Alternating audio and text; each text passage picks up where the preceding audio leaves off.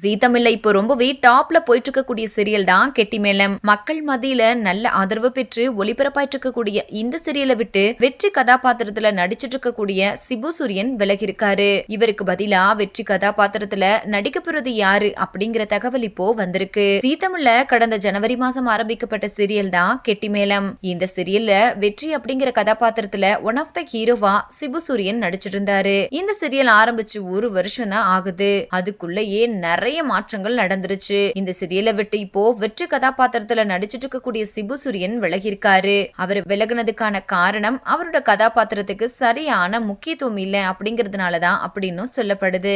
இன்னொரு பக்கம் சாயா சிங் கூட அவருக்கு ஏற்பட்ட பிரச்சனை தான் காரணம் அப்படின்னு சொல்லப்படுது. ஆனா அவர் வெளியேறினதுக்கான சரியான விவரம் இனிமே தெரிய வரல.